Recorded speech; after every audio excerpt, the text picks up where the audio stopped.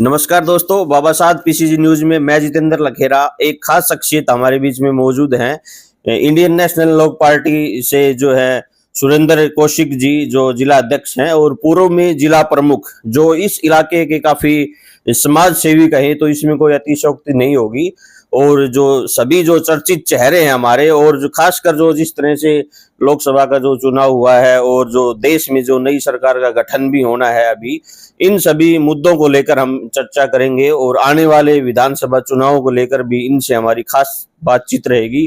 और इनकी जो राजनीतिक जो चर्चाएं हैं उनके बारे में हम खास बातचीत करने वाले हैं। खासकर महेंद्रगढ़ विधानसभा क्षेत्र में जिस तरह से ये जो चर्चाएं चल रही हैं, जिस तरह से कांग्रेस पार्टी, बीजेपी पार्टी और इंडियन नेशनल लोकदल पार्टी जो है उसका भी कोई खास महत्व है महेंद्रगढ़ विधानसभा क्षेत्र में। तो सुरेंद्र कौशिक जी हमारे बीच में मौजूद हैं। सर, पीसीजी न्यूज पे आपका स्वागत है। थैंक यू, धन्यवाद। आपके सभी दर्शकों को मेरा नमस्कार जी सर, जिस तरह से हम बात करें, अभी भिवानी और महेंद्रगढ़ लोकसभा का चुनाव संपन्न हो चुका है और ये जो चुनाव हुआ है, इस चुनाव को लेकर आप क्या कहेंगे? देखो, ये अब की बार चुनाव दो जगह ही था। बहुत से लोगों को के दिमाग में एक बात थी कि हमें तो बीजेपी को हराना है, तो उन्होंने दिमाग में एक बात लगाई कि बीजेपी को हराएगी तो हम कांग्रेस को इकट्ठा वोट देंगे। उन लोगों ने कांग्रेस को वोट देने का काम किया। जिन लोगों के दिमाग में ये थी कि भाई हमें बीजेपी को वोट देना है, हाईरवाल में विशेष करके राव इंद्रजीत जी का प्रभाव है, उसका प्रभाव है और कुछ कैंडिडेट का खुद का भी प्रभाव है। इस कारण बीजेपी के वोट भी गए। रावदान सिंह जी का भी खुद का प्रभाव है और लोगों ने एक बीजेपी को हराने का मन बनाया हुआ था, तो उसमें रावदान सिंह जी को वोटिंग हुई।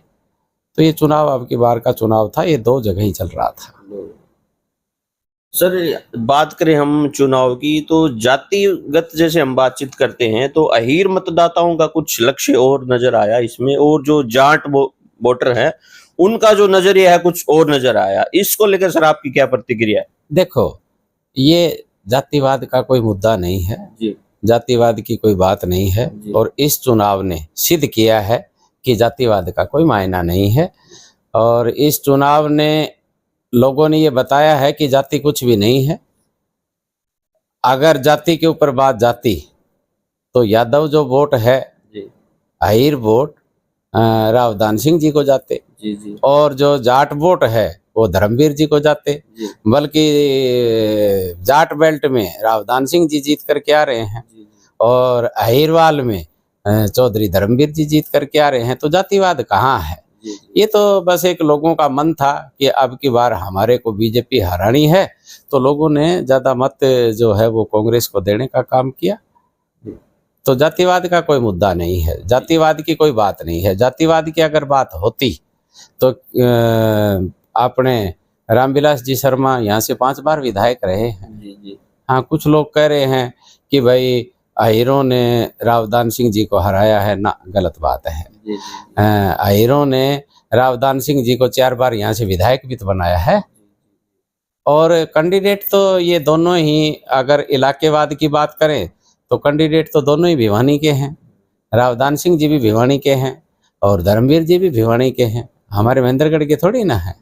रावदान सिंह जी पहलादगढ़ गांव है उनका और धर्मवीर जी का तालू गांव है। दोनों भिवानी के अंदर पड़ते हैं। कैंडिडेट तो दोनों एक साइड के ही थे। और जो यहाँ ये कह रहे हैं कि भाई यहाँ का रहने वाला था और यहाँ से ना, ऐसी कोई बात नहीं थी। दोनों ही भिवानी के रहने वाले थे और वोट बहुत दिए हैं। जो 50,000 से नीचे जब हार जीत लोकसभा में होती है तो वो मुकद्दर होता है। जिसके सर के ऊपर राम जी ताज रख देता है फिर वो उसके ऊपर चलता है। हाँ, 2-3 लाख की हार जीत होती तो हम मानते कि लाख के ने, परंतु ये तो मुकद्दर की हार थी। तो तीसरे कैंडिडेट सर राव बहादुर सिंह जी भी थे ग्राउंड में। वो भी जिस तरह से आपने कहा कि दोनों ही कैंडिडेट भिवानी से थे, तो राव बहादुर सिंह जी भी थे, उनके बारे में आप क्या कहेंगे? राव बहादुर सिंह जी भी राजस्थान से हैं और पर वो बहुत सालों से यहाँ 40-50 साल से यहाँ पे रह रहे हैं। परंतु राव बहादुर सिंह जी ने का क्या था कि राव बहादुर सिंह जी ने मेहनत भी करी, हर गांव में गया, कोई कैंडिडेट हर गांव में नहीं गया, राव बहादुर सिंह जी हर गांव में गए, 12 महीने से लगे रहे, लोई चद्दर कम्बल वगैरह भी उन्होंने बांटे, बहुत उन्होंने रोट करे, लोगों को खूब जिमाया, परंतु लास्ट में राव बहादुर सिंह जी गलती कर गए कि चाबी का निशान गलत लिया है। उस निशान की एलर्जी थी, नहीं कि राव बहादुर सिंह की एलर्जी थी। राव बहादुर सिंह जी अगर चौटाला साहब का निशान लेकर के आते तो राव बहादुर सिंह जी का हमारे ये बाडड़ा है, लोहारू है, भिवानी है, दादरी है, महेंद्रगढ़ है, नांगल चौधरी है, इनमें सब में एक बहुत अच्छा प्रभाव जाता। परंतु जब सिर के ऊपर काल बैठा हो तो वो क्या कर सकता है। राव बहादुर सिंह जी के सिर के ऊपर तो काल बैठ गया था, पर राव बहादुर सिंह बढ़िया आदमी है, अच्छा आदमी है, चुनाव अच्छा लड़ा है, न किसी की बुराई की, न किसी का और किया। ये ठीक है, लोगों का मत था कि भाई हमें वोट नहीं देना तो नहीं दिया, परंतु राव पूरे हरियाणा में खिलाफत हुई, पर राव बहादुर सिंह की कहीं कोई खिलाफत नहीं हुई। इसे एक पब्लिक में जिस तरह से हम चुनाव के बीच में जा रहे थे तो सुनने में एक बात निकल के आ रही थी कि राव बहादुर सिंह जी हैं वो ओम प्रकाश चौटाला से कहीं ना कहीं मिलने के लिए जा रहे थे, ऐसा कुछ हुआ था? मिलने नहीं जा रहे थे, मिले थे। अभय सिंह चौटाला जी से भी मिले थे, ओम प्रकाश चौटाला जी से भी मिले थे, और बात फाइनल भी हो गई थी। पर मैंने बताया ना कि जब किसी का समय खराब होता है तो कहीं ना जब दिन खराब हो तो ऊंट पे चढ़े हुए को कुत्ता खा जाए, वो बात हो गई। तो ये मिले थे, सारी बात हो गई थी, हमारी भी सारी बात हो गई थी, पर पता नहीं किस कारण से फिर वो उस साइड चले गए, और उस साइड चले गए तो उस साइड का विरोध था लोगों में अब की बार, तो वो विरोध का इनको खामियाजा भुगतना पड़ा है। सर, हमें तो अपनों ने लूटा, गैरों में का दम था, मेरी किश्ती थी वहां डूबी जहां पानी कम था। ये जो तथ्य हैं ये कौन से, जो तीनों जो अभी भिवानी महेंद्रगढ़ लोकसभा के तीनों जो प्रत्याशी हैं किस पे लागू होता है? नहीं, ये बहुत पुरानी कहावत है, और जो कहावत है वो सिद्ध होती है, पर इस चुनाव में हम ये बात बना लेते हैं जी कि भाई राव दान सिंह जी को आहिरों ने हराया जी, ठीक है जी। तो फिर ये बात भिवानी वाले ये भी कह देते हैं कि भाई अगर चौधरी धर्मवीर जी हार जाते तो फिर वो कहते कि भाई हमारे को इन्होंने हराया ना। धर्मवीर जी को भिवानी में अच्छे वोट मिले हैं, तोसाम में अच्छे वोट मिले हैं, दादरी में अच्छे वोट मिले हैं, बारडा में अच्छे वोट मिले हैं, सभी जगह वोट मिले हैं। इधर राव दान सिंह जी को सब जगह वोट मिले हैं। तो देखो चुनाव है, ये मिक्सअप है। इस चुनाव में ये नहीं था कि एक तरफा कौन कहाँ था।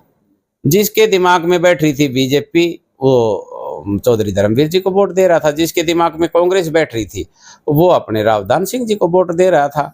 ये बात कहना गलत है कि भाई अहिरवाल के इलाके ने राव दान सिंह जी को हरा दिया ना, राव दान सिंह जी को खूब वोट दिए हैं, तभी तो राव दान सिंह जी फाइट में आए हैं। हाँ सर, अभी जैसे हम अपनी लोकसभा से बाहर चलेंगे और हरियाणा में हम जिस तरह की बात करेंगे, क्योंकि जो आने वाले समय में विधानसभा चुनाव होने हैं और समय भी काफी कम ही बताया जा रहा है, और अभी जो है इंडियन नेशनल लोकदल पार्टी को आप कहाँ पे देखते हो? देखो क्या है, सेंटर का मुद्दा अलग होता है, स्टेट का मुद्दा अलग होता है।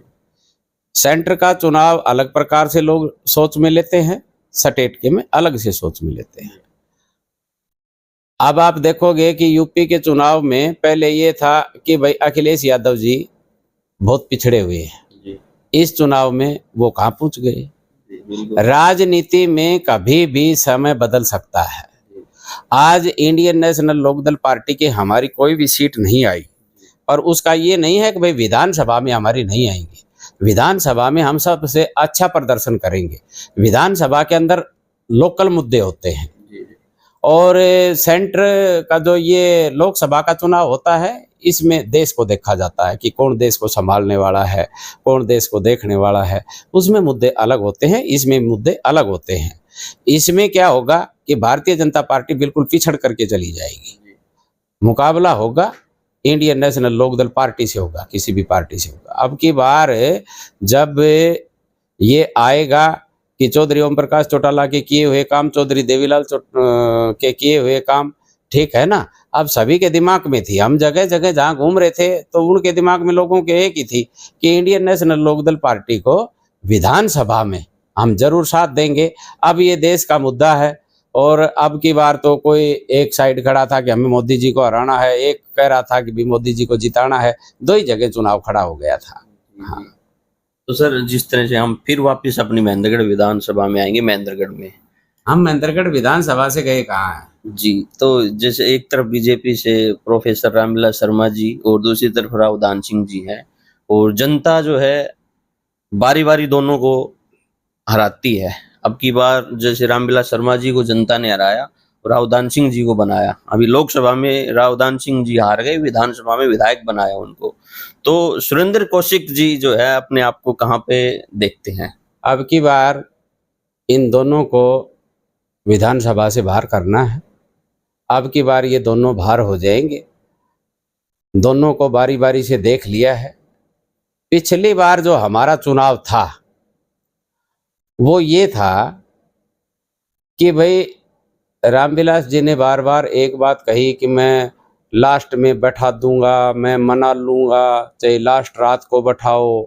एक ऐसा मेरे खिलाफ षड्यंत्र और प्रचार कर दिया था झूठा, तो लोगों के दिमाग में ये थी कभी ये बैठ ना जाए। और ये गलती मैंने पहले की हुई थी 2014 में। 2014 में मैं सबसे सीनियरिटी में था, लोग मेरे साथ थे। हर आदमी के दिमाग में एक बात थी कि सुरेंद्र कौशिक चुनाव लड़ेगा, हम इसकी मदद करेंगे। पर उस चुनाव में मैंने एक पूरे इलाके में ये हो गया था कि रामविलास जी चीफ मिनिस्टर बनेंगे, तो हमने भी उस बात में सहयोग किया कि मैं चीफ मिनिस्टर नहीं बनूंगा, परंतु ये हार जाएगा, तो मैंने इसकी मदद करी। हमने रामविलास जी की वो मदद जो हमारे को 2019 में नुकसान किया, और लोगों के उन्होंने भी एक बात हर आदमी के सामने एक ही बात कही कि हम मना लेंगे। लोगों के दिमाग में बैठ गई कि वो मान जाएंगे और रामविलास जी के पक्ष में बैठ जाएंगे। अब जब मैंने पिछली बार जब चुनाव लड़ा तो अब की बार ये बात तो सिद्ध हो गई कि अब की बार ये चुनाव लड़ेगा।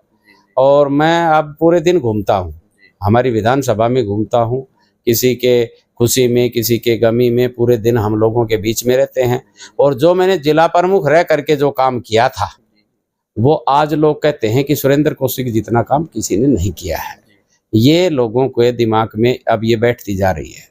कल मैं आकोदा गांव में गया था, तो आकोदा गांव में मेरे को बहुत लोग मिले, तो वो कहने लगे दादा अब की बार इंतजार कर रहे हैं, अब की बार हम फुल आपकी सपोर्ट करेंगे। मैं जहाँ भी जाता हूँ तो अब की बार लोगों के दिमाग में, दिल और दिमाग में ये बात बैठ गई है कि ये दोनों काम नहीं करते हैं, इन दोनों को हटाना है। और अब की बार हमारी बारी है और लोगों के हर आदमी के ये बात दिमाग में है, तो अब की बार दोनों का चक्कर नहीं चलेगा, अब की बार अपनी बात बनेगी। जी सर, आपने स्थानीय मुद्दों की जैसे बातचीत की, अभी जो जनता में एक आवाज है कि जैसे सब डिपो का जैसे उद्घाटन न होना और एक जीवन रेखा कहें कि खुडाना IMT, ये जिस तरह के ये मुद्दे हैं, ये स्थानीय मुद्दे हैं और इनको लेकर आपने कहा कि चुनाव जो लड़ा जाएगा, तो इनके प्रति आपकी क्या विचार है? इन दोनों के कोई मुद्दे नहीं है, रामविलास जी के, राव दान सिंह जी के कोई मुद्दे नहीं है। इन्होंने एक, अब जैसे उसने रामविलास जी ने कोई काम नहीं किया तो लोगों ने क्या काम कर दिया कि रामविलास जी को हराना है तो दान सिंह जी को बना दिया। ठीक है, आप एक बात बताओ, जब चौधरी भूपेंद्र सिंह हुड्डा की सरकार थी, राव दान सिंह जी बहुत पावरफुल थे और बहुत पावरफुल थे, तो यहाँ IMT की घोषणा करवाई, उन्होंने नहीं बनाई। उसके बाद में रामविलास जी आए, रामविलास जी बहुत पावरफुल थे, चुनाव सिर के ऊपर आ गया और चीफ मिनिस्टर को जबरदस्ती बुला करके और IMT का पत्थर लगवा दिया। रामविलास जी तो हार गए पर सरकार भारतीय जनता पार्टी की आई। अब पूरी 5 साल हो गए उस बात को भी, पत्थर को लगे हुए पूरे 5 साल हो गए। 5 साल में कोई एक ईंट वहां पे लगी नहीं। एक ईंट का मतलब क्या है कि वहां जो पत्थर लगाया था, चीफ मिनिस्टर ने जो पत्थर लगाया था, उस पत्थर को वहां से उसी 5 मिनट के अंदर अंदर उठा लिया गया था। वो पत्थर भी नहीं है वहां पे, तो IMT की तो बात ही छोड़ दो, वो पत्थर ही नहीं है। ये सिर्फ झूठी बात करते हैं। अब क्या है कि रावदान सिंह जी कहते हैं कांग्रेस की सरकार आएगी, हम इतने काम करवा देंगे। मैंने सुना भी है, कहा भी है कि मैंने महेंद्रगढ़ में बहुत काम करवाए। क्या काम करवाया भाई? रावदान सिंह जी और रामविलास जी कोई काम तो गिनाए। सर, एक काम मुख्य मुद्दा रहा लोकसभा चुनाव में भी, और बिल्कुल बड़े नेताओं के मंच से भी हमने सुना कि जो सेंट्रल यूनिवर्सिटी है वो हम लेके आए। रावदान सिंह जी कहते हैं कि हम लेके आए, राव इंद्रजीत सिंह जी कहते हैं कि हम लेके आए। तो लोगों में संशय होता है इन चीजों को लेकर। तो इस मामले में आपकी क्या विचार है? देखो, ये मेरे ख्याल में 10 साल हो गए, 10 साल से भी ज्यादा हो गए इस सेंट्रल यूनिवर्सिटी को, और मैं 10 से 20 बार इसका इंटरव्यू दे चुका हूं कि इसमें रावदान सिंह जी ये नहीं कह सकते कि सेंट्रल यूनिवर्सिटी मैं लेकर के आया।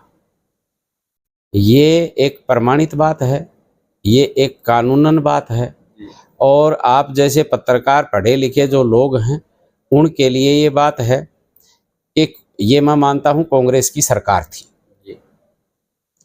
आदरणीय मनमोहन सिंह जी देश के प्रधानमंत्री थे।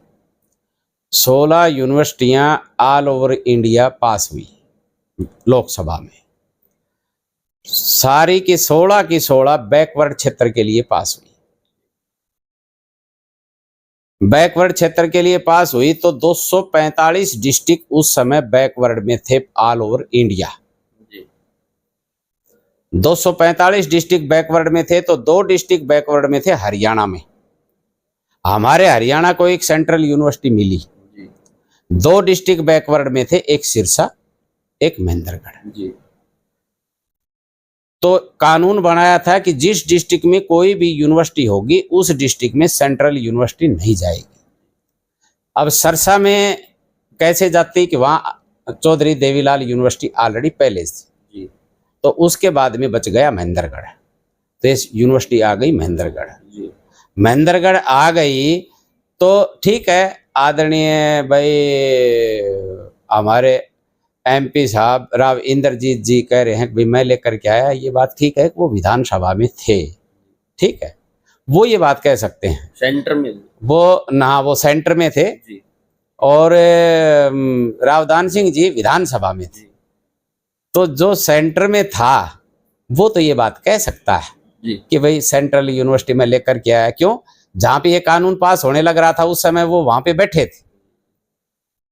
श्रुति चौधरी यहां से एमपी थी, पर एक एमएलए ये बात कहे कि सेंट्रल यूनिवर्सिटी मैं लेकर के आया, एमपी तो कह सकता है, एमएलए कैसे कह सकता है? फिर महेंद्रगढ़ जाट पाली में कैसे आई कि इन्होंने बहुत कोशिश करी, ये ओरिजिनल बात है, बहुत गांव में घूमे, बहुत गांव में कोशिश करी कि ये यूनिवर्सिटी यहाँ आ जाए, हम यहाँ ले जाएं, इसको यहाँ ले जाएं, पर फ्री जमीन कहाँ पे थी? जाट और पाली में 630 एकड़ जमीन फ्री ऑन हाईवे, मीठा पानी, वहां इन्होंने ले ली, फ्री मिल गई, हमारी पंचायती लैंड थी। अगर रावदान सिंह जी, मैं आज भी कहता हूं कि अगर ये सेंट्रल यूनिवर्सिटी लेकर के आए तो कई बार वहां पे धरना प्रदर्शन हुआ था और 2% कोटे की मांग की थी कि भाई जो स्कूल में ना, जो यूनिवर्सिटी के एडमिशन में भी और जो 4th क्लास है वो जाट पाली के बच्चों के लिए होना चाहिए। फिर वो क्यों नहीं करवाया रावदान सिंह जी ने? इसका मतलब रावदान सिंह जी का इन गांव, अगर वो कह रहे हैं सेंट्रल यूनिवर्सिटी मैं लेकर के आया, तो फिर इसका मतलब रावदान सिंह जी का बैर था, क्यों नहीं करवाया? पर ऐसा नहीं था, रावदान सिंह जी के हाथ में कुछ भी नहीं था। हमारे यहाँ एक धरना प्रदर्शन हुआ, उसमें 21 आदमियों की कमेटी बनी, उस कमेटी में मेरे को लिया गया कि चौधरी भूपेंद्र सिंह हुड्डा जी से मिलेंगे और ये 2% आरक्षण हम लेंगे। तो मैं चौटाला साहब के साथ था, तो सबके दिमाग में एक बात थी, सुरेंद्र कौशिक नहीं जाएगा। मैंने कहा भाई चीफ मिनिस्टर जो है वो कांग्रेस बीजेपी फलान दिगड़ का नहीं, चीफ मिनिस्टर हरियाणा का है, उसके पास मैं जा सकता हूँ। हम भूपेंद्र हुड्डा जी के पास हम गए, जा करके उनसे हमने बात की और रावदान सिंह जी साथ थे। तो रावदान सिंह जी ने कहा कि जी ये वो आरक्षण के लिए, तो स्पष्ट रूप से भूपेंद्र हुड्डा जी ने स्पष्ट रूप से कहा था कि सेंट्रल यूनिवर्सिटी का हमारा कोई लेना देना नहीं है,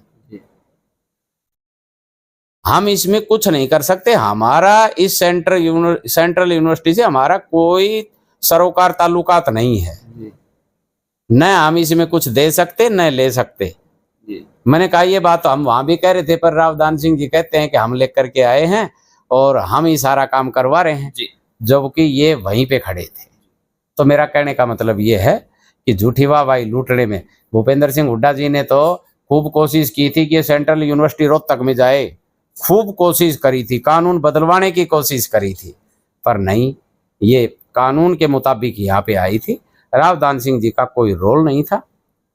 और बाद में रामविलास जी कहने लगे, वो वीसी साहब ने कहा कि भाई इसमें मेडिकल कॉलेज हम लेकर के आ रहे हैं और हमारे पास 400 करोड़ रुपया है, 600 करोड़ रुपया लगेगा।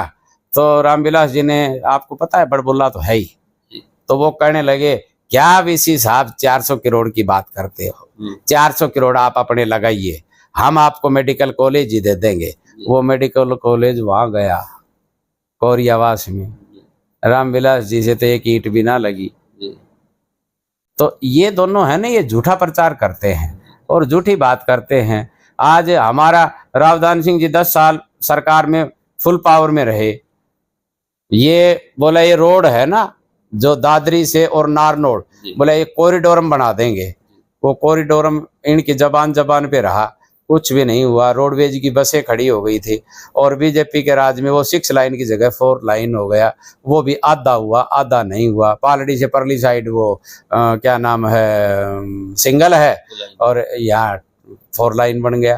तो मेरा कहने का मतलब ये ढकोसलेबाज आदमी है, इन्होंने महेंद्रगढ़ के लिए कुछ नहीं करना, इनका कोई लेना नहीं कोई देना नहीं, जीत करके चले जाते हैं, हार करके चले जाते हैं। एक अब कहता है कि मेरी सरकार नहीं है, एक कहता है मेरे को हरा दिया, लोगों की समस्या सुननी नहीं है। आप देख लो कहाँ पे क्या हो रहा है, कुछ भी नहीं है जी।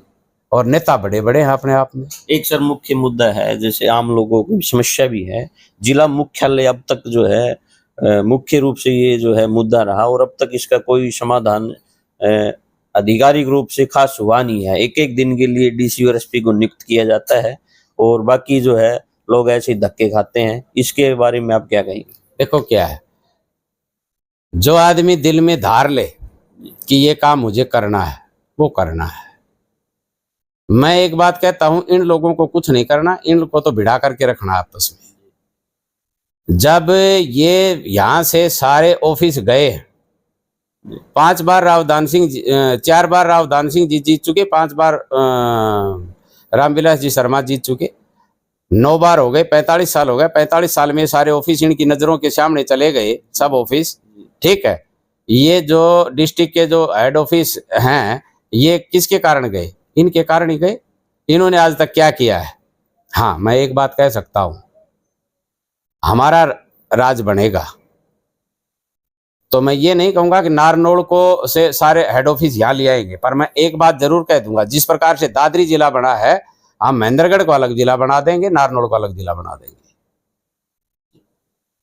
महेंद्रगढ़ जिस दिन हम पावर में आ गए, मैं इस बात का वादा करता हूं कि महेंद्रगढ़ के सारे ऑफिस, डीसी, एसपी, जितने भी ऑफिस हैं, सारे ऑफिस महेंद्रगढ़ में स्थापित होंगे। नारनौल के नारनौल में रहेंगे, महेंद्रगढ़ में 100% स्थापित होंगे। ये बात अभय सिंह चौटाला जी यहाँ आकर के भी कह करके गए थे जी। सर, जिस तरह से विधानसभा में, हमें फिर वापस चलते हैं हरियाणा की तरफ। हरियाणा में जिस तरह से पिछली बार जो है कांग्रेस, बीजेपी और जननायक जनता पार्टी त्रिकोणीय जिस तरह से मुकाबला हुआ और गठबंधन की सरकार बनी, तो अब की बार जैसे लोकसभा में जो है 5-5 सीटें दोनों ही पार्टियां जीत चुकी हैं और विधानसभा में आपने कहा कि जो स्थानीय मुद्दों को लेकर जो है जनता वोटिंग करती है और हमारी जो पार्टी है वो निश्चित रूप से बहुमत में आएगी। तो क्या लगता है आपको, आकलन के हिसाब से कितनी जो सीटें हैं आप निकाल पाएंगे विधानसभा में? मैं आपको एक बात कह रहा हूं कि हम सरकार बनाएंगे। जो कांग्रेस का तो कोई वो है ही नहीं, न बीजेपी का। बीजेपी ने लोगों के ऊपर, आज देखा जाए फैमिली आईडी, ये फैमिली आईडी जो बनी है जी ये गरीब आदमियों का कार्ड बन गया। जी जिसके पास सब कुछ है उसकी इनकम फैमिली आईडी में 30,000 रुपया है, और जिसके पास कुछ भी नहीं है उसकी फैमिली आईडी में जो इनकम है उसकी 5 लाख रुपया है। अब उसमें देखा जाए, अब भाई आपने वो बेचारे इंक्वायरी करवाते हैं जी 5 लाख कहाँ से आ गया, तो उनके एक झूठा 400 गज का प्लॉट लिख रखा है कि भैया 400 गज का प्लॉट इनके पास है, इसकी वैल्यू इतनी बढ़ती है। ठीक है। वृद्ध अवस्था पेंशन चौधरी देवीलाल जी ने चलाई थी, तो वो इसलिए चलाई थी कि 60 साल का जो भी आदमी हो जाएगा उसको वृद्धावस्था पेंशन मिलेगी। अगर अगला नहीं लेना चाहे तो वो अलग बात है। इस सरकार ने क्या काम कर दिया, 1,80,000 रुपए से जिसकी इनकम ज्यादा है उसको वृद्धावस्था पेंशन नहीं मिलेगी। 1,80,000 रुपया इनकम कौन दिखा रहा है, किसको दिखानी है, वो सरकार को दिखानी है, लोगों को देनी नहीं। 1,80,000 से ज्यादा उनकी इनकम दिखा ली।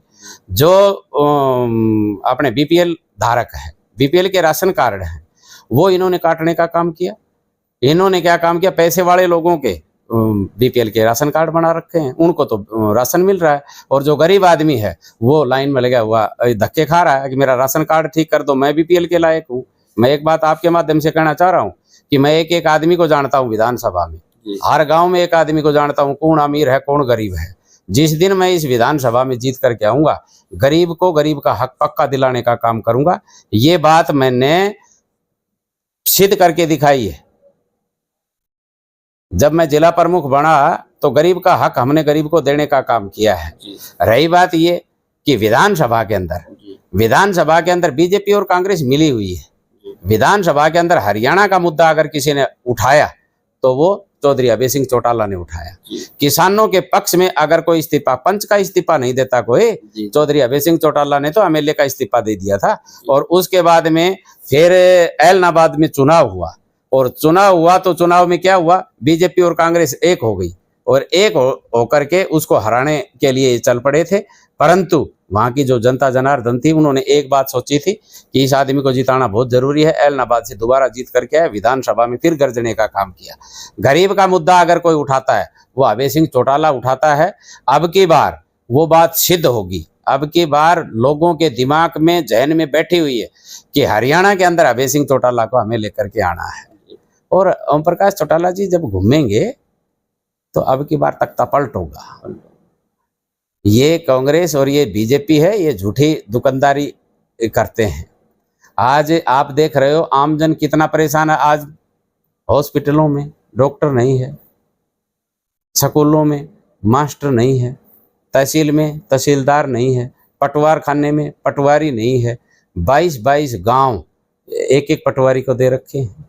आप देख रहे हो कि भाई मुआवजा लोगों का मिलना है तो क्या करते हैं कि आप क्या नाम है 20 एकड़ में से एक एक वो पौधा उखाड़ करके ले आइएगा, उसमें से वो फिर वो निकालिएगा, उसमें फिर कितना अनाज निकला उस हिसाब से मुआवजा। ये कोई मुआवजे की बात होती है क्या? ठीक है, किसान के तो विरोधी है। तो सर, सुरेंद्र कौशिक जी जिस तरह से जाने जाते हैं कि गौ रक्षक, जिस तरह से गौशालाओं में जिस तरह से आपने सेवाएं की हैं, जिला प्रमुख के टाइम पे आपने जिस तरह से, तो क्या जो सुरेंद्र कौशिक जी हैं वो जनता के बीच में उसी रफ्तार से चल पाएंगे? मैं जनता के बीच में उसी रफ्तार से जिला प्रमुख था। उससे पहले भी जब मैं जिला प्रमुख नहीं बना था, उससे पहले मैंने अपने भूचिया वाली गौशाला है, उसमें मैंने अपनी जेब से ट्रैक्टर देने का काम किया था। मैं जिला प्रमुख नहीं बना था, उससे पहले मैंने जड़वा की गौशाला में ट्रैक्टर देने का काम किया था। मैंने हमारे यहाँ श्री गौशाला है, उसमें पानी का बोर करवाने का काम किया था। हमने हमारे यहाँ माधोगढ़ की गौशाला है, उसमें बोर करवाने का काम किया था। हमने जितना भी, हमारे खुडाना की गौशाला है, उसमें मैंने एक बहुत 250-300 पाइप की लंबी लाइन, फवारा सेट, और उसमें पूरा योगदान खुडाना की गौशाला में जिला प्रमुख बनने से पहले देने का काम किया था। मैंने बहुत गरीब की बेटियों की शादियों में, कि जो गरीब आदमी था जिसके पास कोई सहारा नहीं था, मैंने किसी कभी गिनवाने का काम नहीं किया, पर मैंने जिला प्रमुख बनने से पहले ये काम बहुत किया था। गरीब का बेटा है, बेटी है, जिसके पास फीस की दिक्कत थी, बुक और ड्रेस की दिक्कत थी, वो मैंने दिलवाने का काम किया था। गरीब के घर में अनाज नहीं है और वो दिक्कत में है, जिला प्रमुख बनने से पहले इस काम को मैंने किया था। जिला प्रमुख बनने के बाद मैंने हमारे डिस्ट्रिक्ट में कोई गौशाला शायद ऐसी नहीं होगी कि जिसमें मैंने अनुदान ना दिया हो। कई गौशालाओं को मैंने कई कई करोड़ों रुपए देने का काम किया था। जो गरीब का मकान का पैसा था वो मैंने गरीब तक भिजवाने का काम किया था। जो नाली का पैसा था वो गांव में भिजवाने का काम किया था। एक अंतिम आप सुनो। और महेंद्रगढ़ में कई लोग कहते हैं कि रावदान सिंह जी ने हुड्डा पार्क बनवाया। नो, गलत बात। आरटीआई लगाओ। मैं सत्य को सत्य कहता हूं। रावदान सिंह जी की सरकार थी, कांग्रेस का राज था। रावदान सिंह जी ने, ये आईटीआई की जमीन थी, ये आईटीआई की जमीन और रावदान सिंह जी ने पार्क में कन्वर्ट करवाई। ये बिल्कुल सत्य बात है। पर इसके अंदर बीआरजीएफ स्कीम के तहत मैं जिला प्रमुख था। मैंने 50 लाख रुपया यहाँ देने का काम किया था। जो इसमें पेड़ पौधा, घास, मिट्टी, ईंट, टाइल लगी थी वो पैसा मैंने देने का काम किया था। पर सरकार इनकी थी, पत्थर इनका लगा था। मैंने शहर में जितनी भी बड़ी लाइटें लगी थी हमने अपनी बीआरजीएफ स्कीम के तहत ये लाइटें देने का काम किया था। मैंने महेंद्रगढ़ शहर में भी बहुत काम करवाया था। पर क्या है कि भाई इनके जो समर्थक हैं वो पूरे दिन ढोल की बजाते घूमते हैं। ये आईएमटी ले आया, ये फलान चीज ले आया, ये धिकड़ चीज ले आया, ये वो ले आया। अब आईएमटी वालों ने बहुत ढोल की बजाई थी, अब वो ढोल की उनकी फूट गई है। क्या लेना देना है? कुछ नहीं। इन लोगों ने झूठ बोलनी है। मैं मेरे काम जो कहता हूं कि ये काम मैंने करवाया, कोई गांव बड़ी मुश्किल से कोई एक आध गांव अगर ऐसा हो कि भाई मैंने उस गांव में पैसा जिला प्रमुख रहते हुए नहीं दिया। अपने दरवाजे के ऊपर कोई भी आदमी आया, मैंने उसकी तसल्ली से बात सुनी, मेरे से जितना उसका सहयोग हुआ मैंने उसका पूरा सहयोग करवाने का काम किया है। सर, एक अंतिम सवाल। जिस तरह से आप जनता में जाते हो कई बार, और हमने आपके संबोधन में भी सुना है कि जो जिला प्रमुख जैसे आप बने तो टॉस के माध्यम से इस तरह की कुछ बातें निकल के आई। वो जो पूरी घटना है एक बार थोड़ा वो बताइए, तो आने वाले जो अभी जो युवा देख रहे हैं, क्योंकि वो जो बातें हो काफी पहले टाइम हो चुका उन बातों का। वो कभी अभी जैसे विधानसभा जो चुनाव होंगे, नए वोटर जो जुड़ेंगे आपसे, वो भी आपको जो सुनना चाहते हैं कि जो जिला प्रमुख आप बने तो वो किस प्रक्रिया के तहत बने। 1/9/2010 का चुनाव था जी। सरकार मेरे खिलाफ थी जी। मैं चौधरी ओम प्रकाश चौटाला के साथ था जी। मैं बीच में एक बात पे विराम लगाता हूं कि कई लोग ये कह देते हैं कि सुरेंद्र कौशिक बढ़िया आदमी है पर पार्टी ठीक नहीं है, सरकार नहीं आएगी, काम कैसे करेगा। मैं जिला प्रमुख था, चौधरी ओम प्रकाश चौटाला के साथ था। नौजवान साथियों, 1/9/2010 का चुनाव था। सरकार पूरे तांडव पर थी और सरकार को ये था कि सुरेंद्र कौशिक को बढ़ने नहीं देना है। मैं जब चुनाव ताल ठोक करके जिला प्रमुख की, भगवान श्री कृष्ण का मैं भक्त हूँ, मैंने एक दंडवती परिक्रमा करी गोवर्धन की और भगवान श्री कृष्ण के चरणों में मैंने अरदास लगाई कि मैं गरीब और गऊ का भला करना चाहता हूँ, मैं नौजवान का भला करना चाहता हूँ। तो अगर मैं ये काम कर सकूं तो आप मेरे को प्रमुख बनाइए। जिसको राखे साइयां मार सके ना कोई। भगवान के दरबार में सरकार की नहीं चलती है, जो उसका भक्त है उसकी चलती है। 1/9/2010 को चुनाव हुआ, 9 वोट मेरे आए, 9 वोट सरकार के आए। वहां पे टॉस हुआ, टॉस में मैं जीत करके आया और इस जिले का जिला प्रमुख बना। मैं जब छोटा सा था तो मैं खेल खेलता था क्रिकेट का। तो जो पैसे वाले का बेटा था वो किरमच की गेंद से और बैट से खेलता था। पर मैं मेरी माँ को कहता कि माँ मेरे लिए गेंद, तो कहती भाई तेरे पिताजी के पास पैसे नहीं है। तो हम अपने मोमजामे वगैरह ये पन्नी वगैरह इकट्ठी करते, हाँ, और उसको हम क्या करते, आग में जलाते और उसको गोल करके, और फिर जो कपड़े धोने की एक थापी, आजकल के बच्चे नहीं समझते, थापी होती थी, उससे हम खेलते थे। जब मैं जिला प्रमुख बना, मैंने बहुत गांवों में नौजवान बच्चों को मैंने खिलाने का सामान दिलाया। लाख रुपया मैंने आपके गांव आकोदा में भी 1 लाख रुपया दिया था बच्चों के खेलने के सामान के लिए। मैं आपके स्कूल के अंदर गया था, गवर्नमेंट स्कूल में, तो मेरे को बच्चों ने कहा था, छोटे बच्चों ने, कि प्राइवेट स्कूल में पंखे और कूलर लगे हुए हैं, हमारे पास पंखे नहीं हैं। हमारे पंखे, मैं अपनी जेब से पंखे लगवा करके आया था। मैंने हर गौशाला में पैसा दिया, जो मैं ग्रांट बांटता था उसमें मैं परसेंटेज पहले गऊओं की निकालता था। गरीब का काम किया, गऊ का काम किया, नौजवानों का काम किया, बुजुर्गों की पेंशन यानी कि हमने अपने लड़के लगा दिए थे, कोई बुजुर्ग है उसका फार्म आप वहां से भर के लेकर के आओ गांव से, और वहां से फार्म भर करके ला करके और यहाँ समाज कल्याण अधिकारी के पास जमा करवाओ, उनकी पेंशन बनवाओ। मैंने बहुत काम किए, मेरे ऊपर कोई ये आरोप नहीं।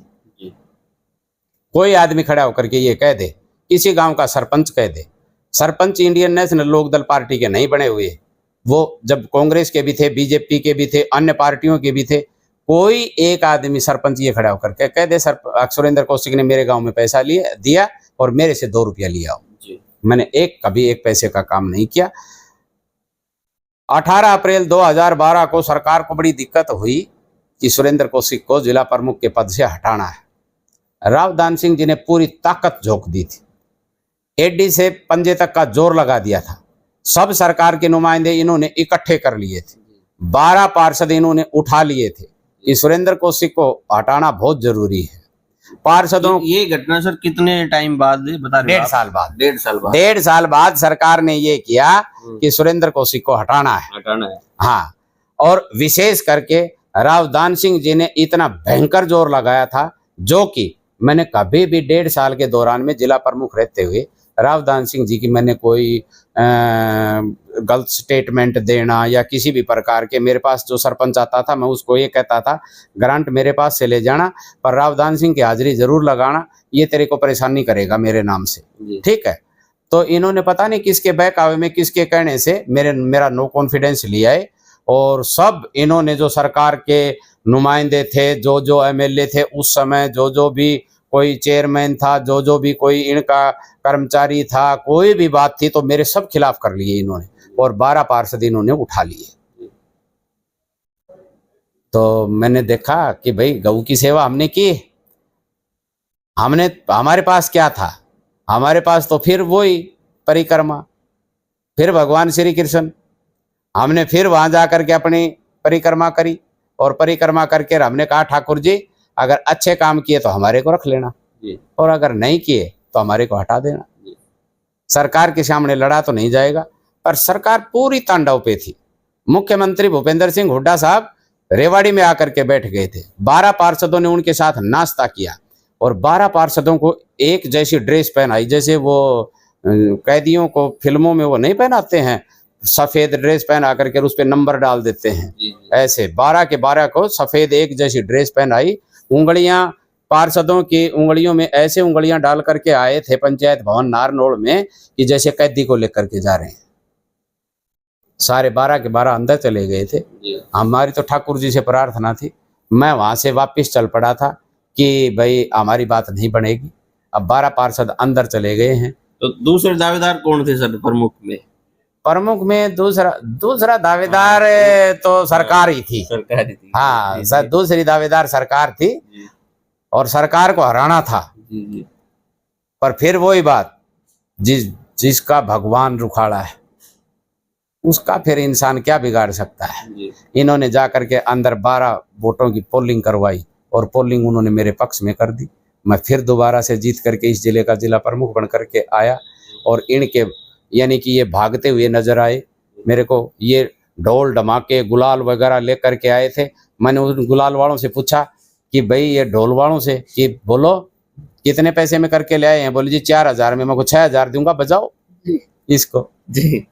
तो भैया हमने बड़ी लड़ाई लड़ी है, ठीक है, पब्लिक के लिए लड़ी है। मैं पब्लिक के लोगों के दिमाग में मैं किसी भी आदमी को कार्यकर्ता नहीं बनाता, मैं मेरे परिवार का सदस्य बनाता हूँ, और मैं उसके लिए लड़ाई लड़ता हूँ, मैं उसके लिए तत्पर खड़ा रहता हूँ। उसके साथ जब भी दिक्कत आती है, चाहे चौराहे में मेरे को खड़ा होना पड़े, मैं चौराहे में खड़ा रहता हूँ। इनका क्या है, क्या हाल करवा रखा है। आज महेंद्रगढ़ शहर की दुर्दशा है। 10 साल बीजेपी के राज में 10 साल से दुर्दशा है। पहले वो सुरेंद्र बंटी चेयरमैन था, रामविलास जी उसके पीछे पड़े रहे, उसके खिलाफ लगे रहे, 28 मुकदमे दर्ज करवा दिए। आज उसके पीछे हाथ जोड़ते घूम रहे हैं कि तू हमारी तरफ आ जा। वो 28 मुकदमे दर्ज करवाना वो हमारी गलतियां थी, तो तू तो अपनी गलती मान के अपने घर बैठ गया। इस शहर का क्या हुआ? आज उस बेचारे वो रमेश सैनी जी है, वो शरीफ आदमी है, बढ़िया आदमी है, वो बन गया, ठीक है। अब क्या नाम है, उसके आगे पीछे वो करते हैं, वो कोई काम नहीं कर पा रहा। कभी टेंडर, कभी कुछ, कभी कुछ, कभी कुछ। शहर में एक ईंट नहीं लगा सकते, न पीछे की सरकार में लगी न इस सरकार में लगी।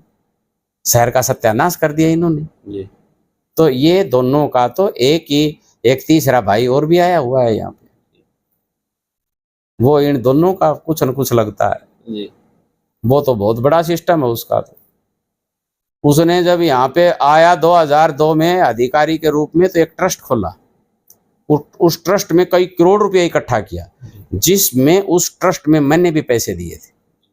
किस लिए दिए थे कि ये कहता था बड़े धीरे धीरे, राजनीति से कोई संबंध नहीं रखेंगे,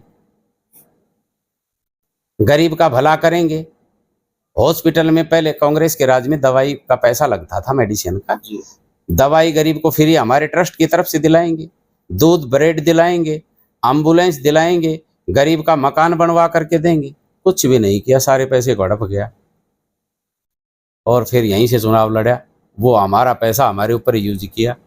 किसी को फूड सप्लाई में कह दिया, अधिकारी को चीनी आ गई, चावल आ गया, गेहूं आ गया, 2 सेर किसी को चावल दिला दिया, किसी को 3 सेर चीनी दे दी और उनकी फोटो फेसबुक पे छोड़ दी। ये दानवीर करण बन गया। यहाँ पे घर से क्या लगाया है?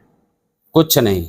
फिर अब क्या षड्यंत्र रच दिया कि मैं अपनी पेंशन से 50,000 रुपया इस गरीब परिवार को देऊंगा। तो चेक नहीं देता, एक लेटर देता है बना के। वो 2039 तक के वो लेटर दे रखे हैं। एक लंपी गायों का ड्रामा किया था, वो 11-11 हजार रुपए की वो भी चिट्ठी दे रखी है। अब कोई वहां बैठ करके किसी 20-30 आदमी बैठे हैं, हाँ भाई आपकी मदद करेंगे, मैं मेरी पेंशन में से 50,000 रुपये दूंगा। अब वो जो पीए होता है उससे पूछता है कि कितने लेटर लिख दिए, तो पीए कहता है जी 1000 लेटर लिख दिए। तो 1000 महीने बाद में आपको 50,000 रुपये मिलेगा मेरी पेंशन का। अब वो लेटर लेने वाला है, वो छाती के लगा करके उस लेटर को रखता है, ये 50,000 नगद है। उस बावड़े भाई को ये ना पता कि 1000 महीने की 83 साल बनती। 83 साल ना तो लेटर देने वाला जिएगा ना लेटर लेने वाला जिएगा। देखो कैसे बावड़े बना रहे हैं लोगों को। हमारे इलाके में से, हमारे गांव में से कोई बालू माधवगढ़ डाली पहाड़ी मां से माटी भर लिया और छोटी छोटी पन्नियों में पैक करवा दी, छोटी छोटी थैलियों में। एक हनुमान जी की फोटो और एक वो थैली, इसका तिलक लगाया करो।